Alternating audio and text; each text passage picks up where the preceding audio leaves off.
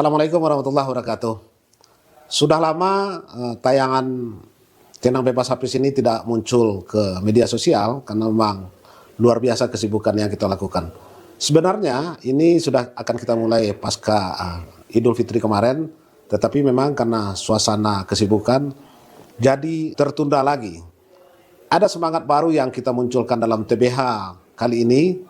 Banyak DM, banyak WA, termasuk yang menarik 2 minggu yang lalu dari salah satu guru SMP kami menanyakan berulang kali, kapan TBH muncul, kapan TBH muncul.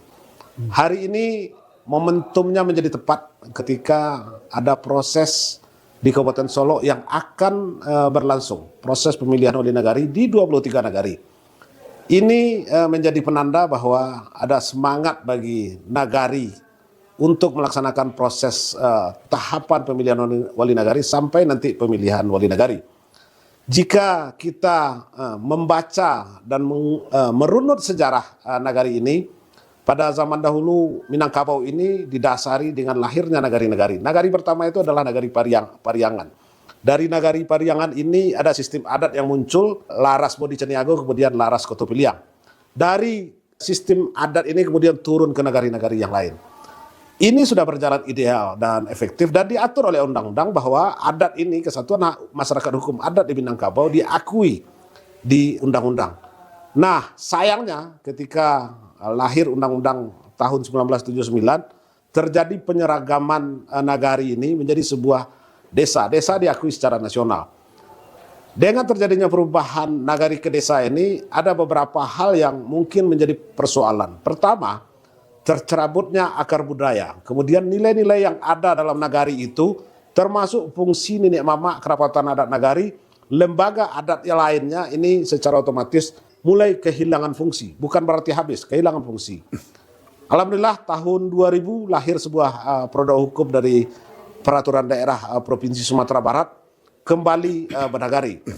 Waktu itu Kabupaten Solo dipandu oleh JTZ Jerman menjadikan nagari-nagari ini untuk lebih bergairah dan kembali pada substansi nagari itu sendiri. Peranan nagari pada waktu tahun 2000 itu dimulai dengan proses pemilihan wali nagari, tahapan seminar dan segala macamnya yang dipandu oleh JTZ Jerman. Kami pada waktu itu adalah sebagai salah satu pelakunya. Tahun 2001 proses itu kemudian dilakukan proses pemilihan wali nagari. Memang dalam kurun waktu kurang lebih 25 tahun terjadi pasang surut regulasi, pasang surut kewenangan dan segala macamnya. Sebentar lagi pada bulan September atau Oktober itu akan melakukan proses pemilihan wali nagari yang memang tahapannya akan dimulai pada tanggal 8 Juni.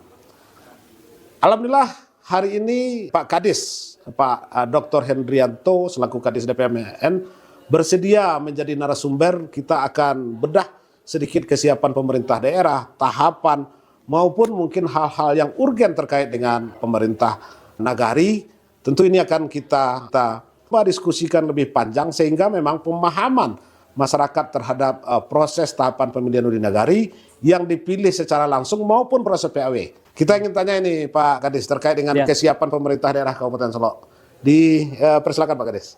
Baik, pertama terima kasih kepada Bang Hafni Hafiz. Siap. Selaku founder Tenangan Bebas Hafiz, yang kami kira ini sudah ditunggu-tunggu oleh masyarakat setiap episodenya. Nah, kemudian kedua tentu sebuah kehormatan juga bagi kami menjadi tamu dan narasumber kegiatan ini.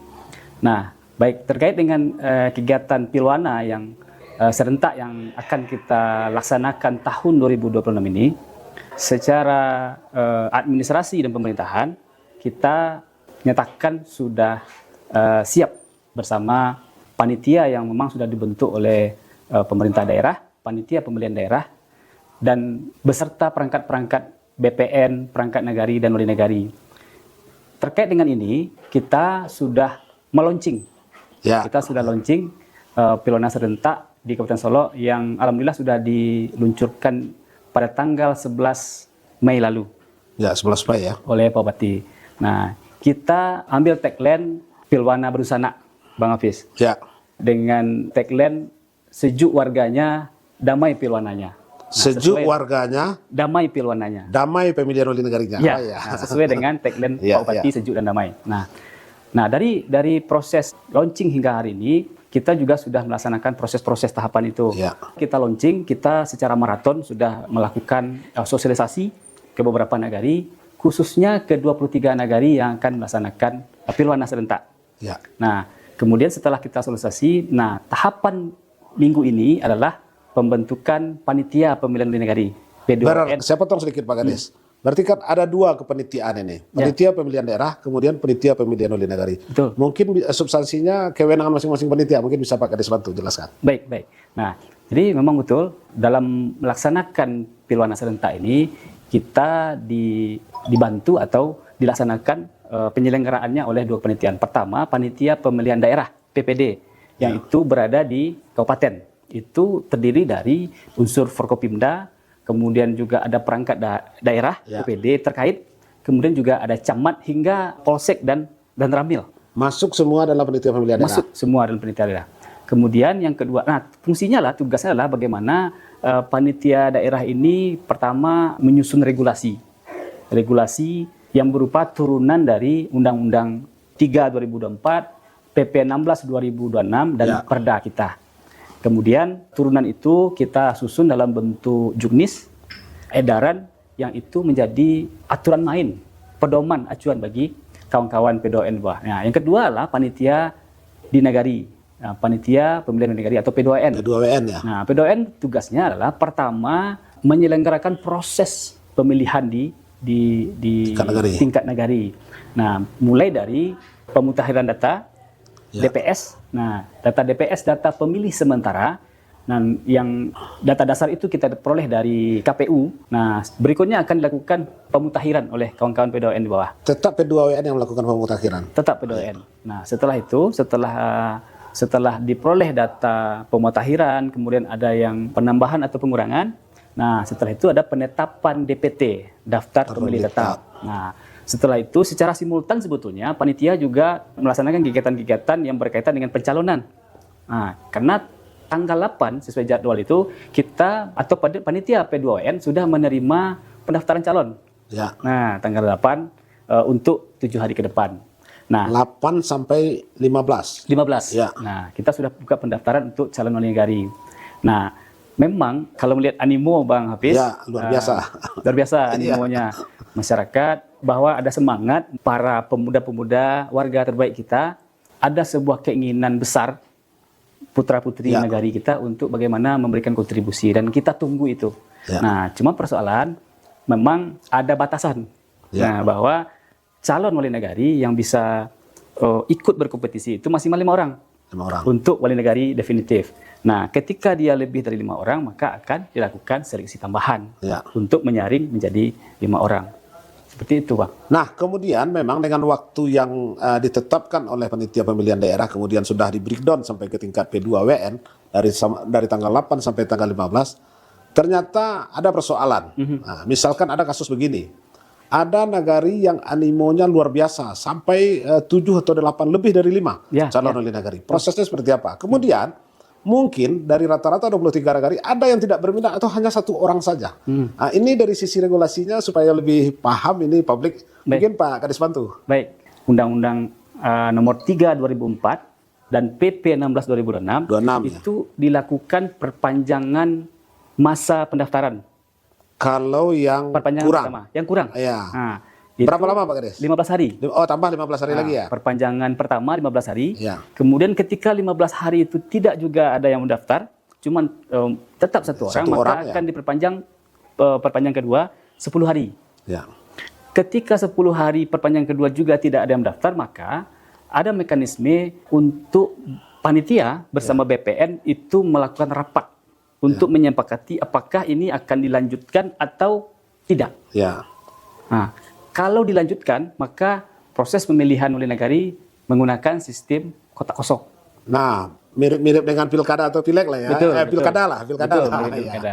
Nah, terkait dengan kotak kosong ini kan sesuatu aturan itu kan mesti harus jelas ini. Ya. Andai kata BPN itu menetapkan 1 orang untuk bertarung dengan kotak kosong, tentu ada aturan turunan. Ya. Berapa persen calon ini harus dapat? Jangan-jangan nanti calon ini kalah oleh kotak kosong. Ini kan persoalan ini, Pak Kades. Ya. Ada gambaran nggak, Pak Kades? Ya, jadi sama mungkin dengan ini bahwa kotak kosong ini atau melawan kotak kosong penentuan pemenangnya adalah 50% plus 1. 50 tambah 1 ya. 50% plus 1. Ketika ada kelebihan 1 saja, dia akan menang atas kotak kosong. Ya. Tadi kan 5 orang ada proses seleksinya, apakah itu tertulis, apakah itu wawancara dan segala macamnya. Kira-kira sejauh ini langkah yang akan diambil oleh panitia pemilihan daerah seperti apa, Pak Kades? Apakah memang akan menunjuk pihak ketiga atau memang panitia pemilihan daerah ini yang akan menetapkan? Bisa dijelaskan? Ya baik, ya memang melihat fenomena sebetulnya kita sudah coba identifikasi, bahkan kita coba hitung hampir 60% dari 23 negara itu akan berpotensi calon wali negara itu lebih dari 5. Karena itu kita sebetulnya sudah melakukan perencanaan terhadap itu. Perencanaan mulai dari sisi anggaran, kita sudah anggarkan proses seleksi tambahan itu melalui pihak ketiga. Nah, karena memang kita berharap bahwa proses seleksi tambahan ini dilakukan secara transparan dan akuntabel. Nah, sehingga kita berharap memang yang jadi wali negara itu betul-betul orang yang memang betul-betul tidak hanya kita mengukur kepintaran, tapi siapa calon wali negara kita yang siap untuk mengemban amanah. Nah, karena itu kita akan coba perguruan tinggi untuk bagaimana menyiapkan yang lebih independen Independen. Nah, sehingga kita berharap di Perda itu setidaknya ada 4 indikator yang akan dinilai. Pertama, pemerintahan negari, kemudian pembangunan negari, ketiga kemasyarakatan negari, dan keempat pemberdayaan masyarakat. Nah, 4 hal ini akan menjadi ukuran untuk menilai kesiapan calon yang lebih dari 5. Kita mau nanya proses ini, Pak Kades, terkait dengan syarat-syarat secara umum. Mungkin syarat secara khususnya mungkin nanti P2WL lah nanti yang apa. Syarat-syarat secara umum, termasuk umur minimal berapa, maksimal berapa, kemudian syarat kesehatan dan segala macamnya, termasuk memang soal KTP. Ini kan jadi debat tebal di tengah-tengah masyarakat. Ini enggak orang Sikora. Tapi Bapak bisa jadi calon wali negara segala macam. Mungkin Pak Kades bisa bantu jelaskan. Baik. Ya, memang untuk syarat pertama terkait dengan KTP memang tidak ada batasan. Tidak ada batasan. Artinya bisa saja orang yang hari ini punya KTP Papua, itu calon wali negara di Alam Panjang. Misalkan dibolehkan. Karena di syarat yang diatur di undang-undang warga negara Indonesia, WNI dia. Nah, persoalannya memang ketika memang ada warga Papua yang kemudian mencalonkan diri menjadi calon wali negara, kemudian terpilih, maka konsekuensinya dia harus pindah dan menetap di tempat dia dipilih. Nah, itu poinnya. Kemudian yang kedua, usia. Usia itu minimal 25 tahun. Minimal 25. Minimal 25 tahun. Maksimal tidak diatur. Oh, tidak diatur ya. Berarti kalaupun memang sudah purnawirawan atau sudah pensiun dan segala macam, itu ruangnya terbuka lebar. Nah, ada persoalannya Pak. Posisi jika seorang ASN atau BPN atau perangkat pemerintah negari atau yang berhubungan dengan APBD ikut nyalon, apakah mesti mengundurkan diri atau cuti atau gimana ini Pak Kades? Kalau pertama terkait dengan perangkat. Nah, perangkat negari apabila maju menjadi calon negari, maka dia cuti untuk maju, untuk mendaftar di calon negari. Nah, ketika dia sudah ditetapkan sebagai calon, setelah dilakukan verifikasi, maka dia harus mundur dari perangkat negari. Secara tertulis. Dan diterima oleh panitia ya. Ketika sudah ditetapkan menjadi calon. Nah, kemudian yang kedua terkait dengan rangkul beberapa ASN. Nah, hari ini 23 negari yang kita lakukan pilwana kesemuanya ASN. Karena dijabat oleh PJ. Nah, sesuai dengan juknis yang sudah kita siapkan oleh panitia bendera, bahwa setiap ASN terutama PJ yang ikut mencalonkan diri menjadi calon wali negara, maka dia harus mundurkan diri sebagai PJ. Tidak bisa ditarik lagi.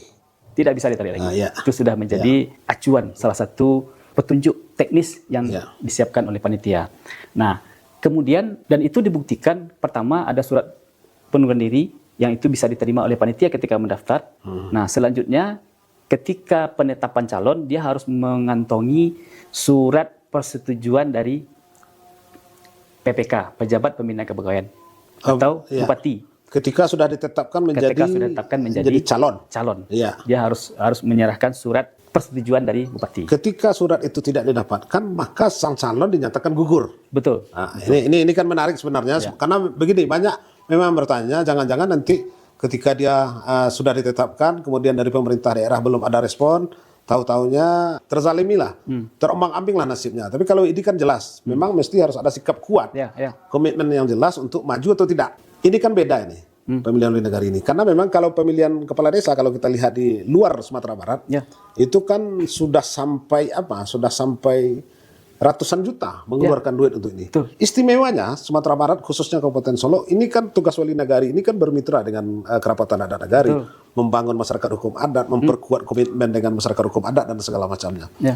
Kira-kira metode yang dilakukan supaya memang ini jangan ada lagi lah mani-mani politik kayak pileg, pilkada dan segala macamnya, termasuk pemilihan kepala desa di luar. Ini antisipasi dari pemerintah daerah seperti apa ini kira-kira? Pak Gadis. Person masing-masing. Personal caleg lah ya. Personal calon wali nagari lah ya. Karena memang jalan-jalan yang akan dipakai untuk mencapai tujuan itu kan memang banyak jalan. Nah, selaku pemerintah daerah kami tetap berupaya bagaimana Pilwana ini bisa dilaksanakan dengan jujur, adil, dan tanpa manipulatif.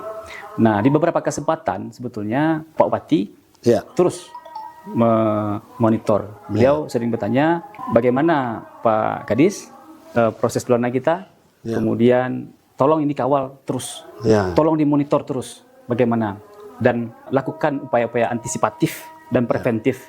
Nah, termasuk juga bagaimana pengawasan terhadap kondisi-kondisi yang tadi Bang Hafiz sampaikan. Sebetulnya tidak bisa dihindari juga. Karena memang kembali kepada bagaimana mendorong partisipasi aktif seluruh lembaga yang ada. Karena memang kalau di pilkada atau pileg kita ada yang kita kenal namanya Panwas. Panitia Panwas pengawas. Nagari, Panwas Kecamatan, termasuk Panwas Bawaslu ya. Betul, berjenjang. Nah, di Pilwana kita tidak mengenal itu. Nah, karena itu kita coba maksimalkan peran-peran pengawasan dari lembaga-lembaga yang ada. Pertama, wali nagari. Nah, kemudian BPN sendiri. Termasuk panitia, termasuk lembaga-lembaga adat, lembaga-lembaga kemasyarakatan yang memang kita kawal bagaimana kita zero money politik uang. Nah, kaitan dengan Pak Wali tadi, memang tugas utama Pak Wali ditunjuk jadi PJ di satu nagari adalah bagaimana mengawal proses pemilihan wali nagari. Ketika Pak Wali yang PJ ini mencalonkan diri, otomatis tugas dia sebagai PJ itu kan tidak bisa ditunaikan. Sehingga memang secara etik dia harus mundur supaya tidak ada konflik kepentingan, dan memang pelaksanaan proses Pilwana di nagarinya itu bisa dilakukan dengan efektif dan efisien. Mungkin demikian. Beranjak kita naik dikit lagi, artinya apapun proses demokrasi yang kita lakukan, apakah itu proses PAW wali nagari maupun proses pemilihan wali nagari, resiko finansialnya pasti ada.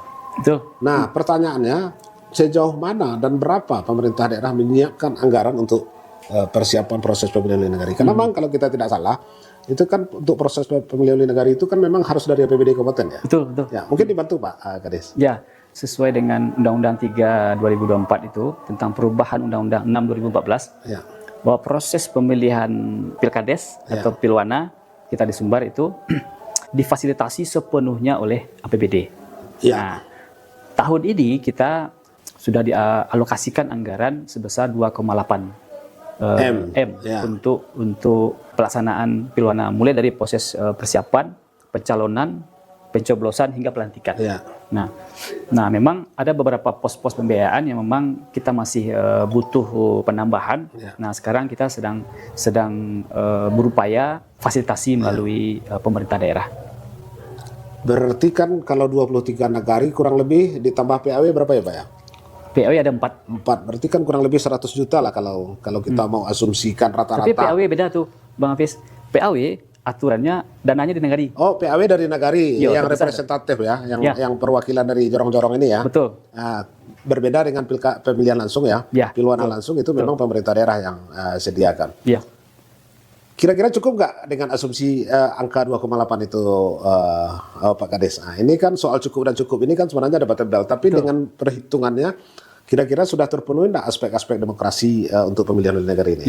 Ya, memang kalau kita sudah coba teli, ada beberapa pos-pos pembiayaan yang memang kita butuh penambahan. Nah, dan ini sedang berproses. Sedang diajukan ya? Sedang berproses. Diajukan sudah, tapi sedang berproses, sedang dibahas. Ya, nanti podcast ini kita kirim nih ke TAPD, Pak. Ini supaya bisa direspon. Karena semangatnya kami yakin, beberapa kali kami juga dimintai informasi dari Pak Bupati, bagaimana pembiayaan, apakah cukup enggak pembiayaan. Kami sampaikan, Pak Bupati izin, memang ada beberapa pos. Nah, ayo segera itu penuhi, karena ini menjadi atensi beliau. Beliau berharap memang pembiayaan Pilona ini mendapat prioritas dari TAPD. Tujuan dari pemilihan oleh negara ini, kemudian tujuan dari masyarakat melakukan pemilihan ini kan sudah jelas. Cuman bagaimana cara dan strategi pemerintah daerah mendekatkan pemilih ke kotak suara ini? Betul, mungkin bisa diinformasikan ini. Persepsi yang sudah ada ini kita kuatkan dengan sosialisasi yang lebih masif. Misalnya sosialisasi langsung, flyer. Kemudian kita juga kerjasama nanti ada TV juga, ada radio. Kita coba masifkan dengan itu. Pastinya, nah kita akan fokuskan di situ, Bang Hafiz, untuk memaksimalkan bahwa partisipasi masyarakat dalam Pilwana itu menentukan masa depan negari awak ke depan. Kira-kira satu kotak suara itu berapa pemilih maksimalnya, Pak? Kita hitung kemarin, kita dari 23 negara itu ada 400 TPS. 400 TPS. Nah, satu TPS itu kita hitung ada 340.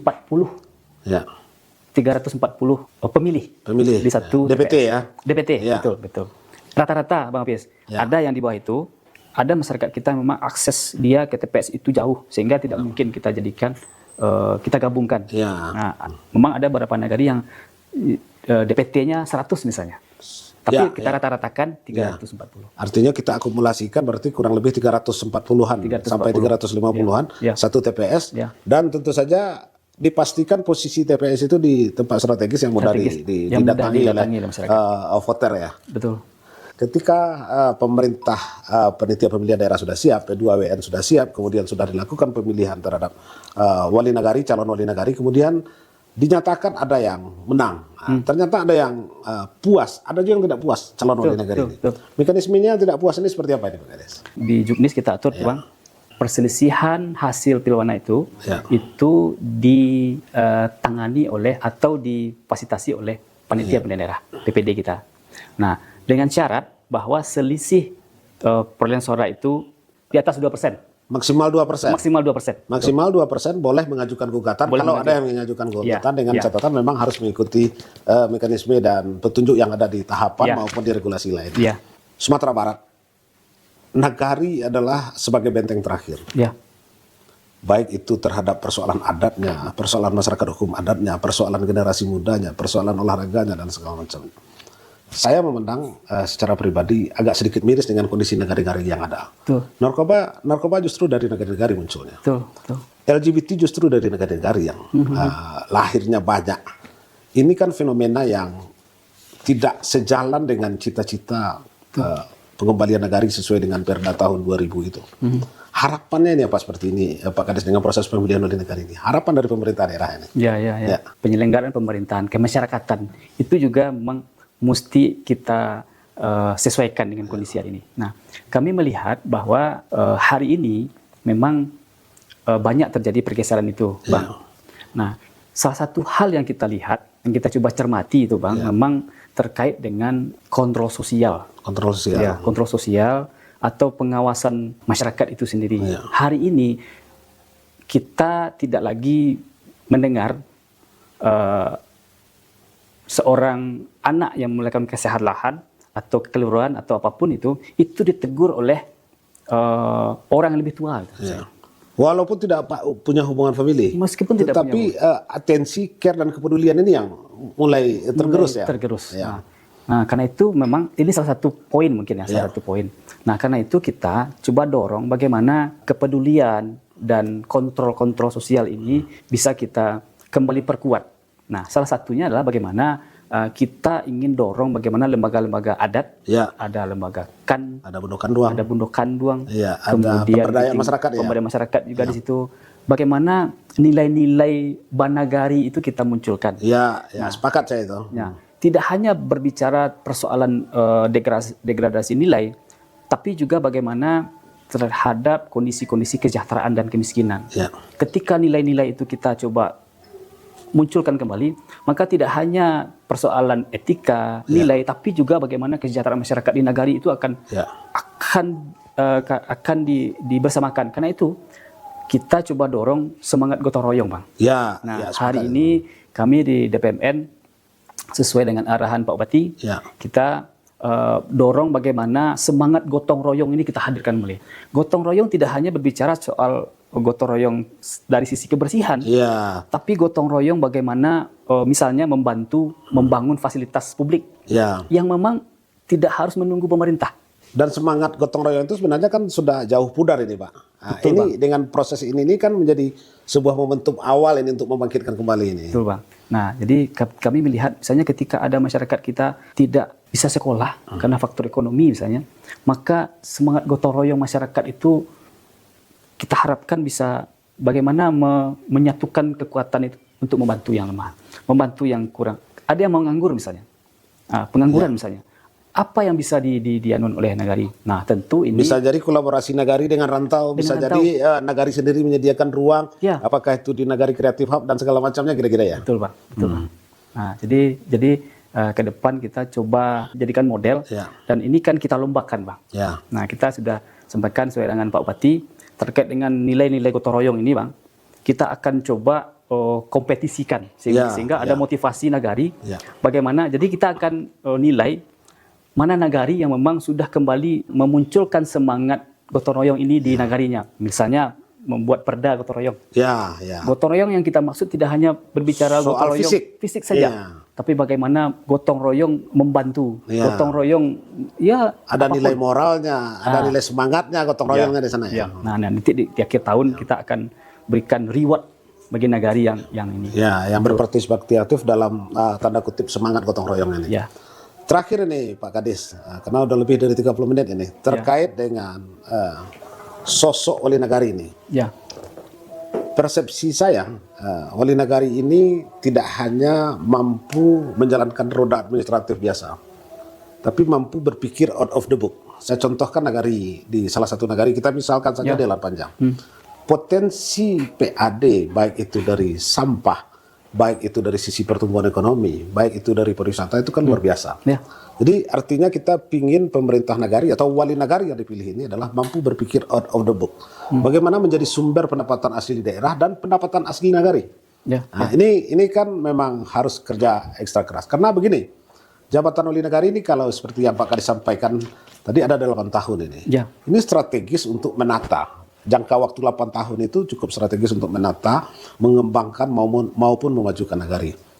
Dulu Pak Kadis di kampung saya di Lahan Panjang itu kupiah saja terletak, kupiah Angkupalo, Jalan Panjang itu namanya Angkupalo. Itu masyarakat sudah bukan main segannya. Mau ditaruh di warung, Pak Angkupalo ini ada keperluan, segala macam, ada Angkupalo, segan kita. Hari ini sudah berbusa-busa, sudah berbuih-buih mulut Pak Wali ini, tidak didengar oleh masyarakat. Ada harapan bagi kami dengan proses pemilihan wali nagari dengan tahapan yang baik, tentu hasilnya akan baik nanti. Harapan pemerintah sendiri terkait dengan proses pemilihan wali nagari ini. Wali nagari seperti apa ya sih yang diharapkan oleh pemerintah daerah? Karena kita tahu yang pasti jelas mampu berkolaborasi dengan pemerintah daerah, mampu menjawab tantangan-tantangan hari ini. Dari sisi pemerintah daerah sendiri apa lagi kira-kira Pak Kadis? Baik Bang, jadi kami mewakili pimpinan Pak Bupati, Pak Obok, Pak John Firman Pandu dan Pak Haji Chandra. Memang concern beliau dengan proses pilana ini Bang. Kita bisa melahirkan wali nagari yang memang betul-betul sesuai dengan harapan masyarakat. Karena ketika nagari kuat, maka pemerintah daerah secara umum akan kuat.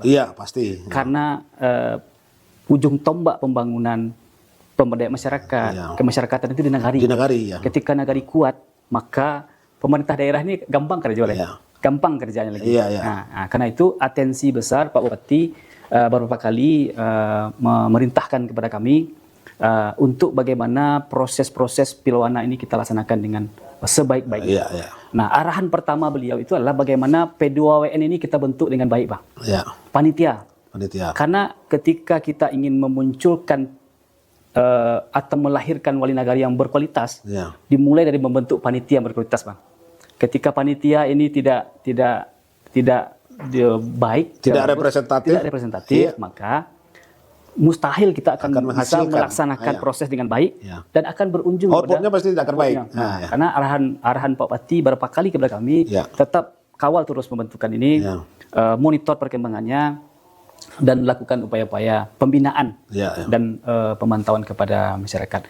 Nah, yang pada ujungnya nanti bagaimana sinergitas kolaborasi antara pemerintah nagari dengan OPD yang ada di Kabupaten Solok ini bisa terjalin dengan baik. Karena bagaimanapun nagari hari ini butuh support, Bang. Butuh support dari OPD.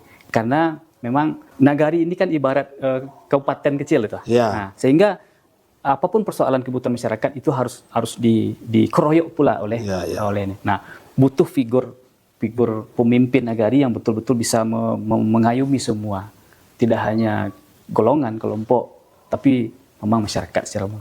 Terakhir Pak Kadis, closing statementnya kita minta nih Pak Kadis DPMN terkait dengan proses pemilihan nagari. Closing statementnya. Baik, jadi kami dari pemerintah daerah Kabupaten Solok tentu mengajak seluruh masyarakat dan seluruh unsur yang ada, baik juga di ranah dan rantau, untuk bagaimana kita bersama-sama mensukseskan ajang pemilihan wali nagari serentak tahun 2026 dengan Pilwana Badusana. Sesuai dengan tagline yang tadi kami sampaikan di awal, sejuk warganya, damai Pilwananya. Luar biasa. Makasih Pak Kadis, kita tutup. Demikian podcast kanal YouTube Tenang Bebas Hafiz, banyak hal yang sudah kita diskusikan. Semoga ini menjadi pengayaan, pencerahan bagi masyarakat publik maupun para calon wali nagari yang akan muncul. Banyak hal yang memang akan kita diskusikan dan akan kita lihat ke depan terkait dengan proses pemilihan wali nagari. Berbeda memang proses pemilihan wali nagari dengan proses pemilihan kepala desa. Ada nilai-nilai yang mesti kita kembalikan. Apakah itu nilai adat, nilai kekerabatan, dan terakhir tadi Pak Kadis sampaikan itu nilai gotong royong yang mesti kita jaga, kita rawat, dan kita munculkan kembali. Demikian Tenang Bebas Hafiz, kami yang berdiskusi, Anda yang menilai. Assalamualaikum warahmatullahi wabarakatuh.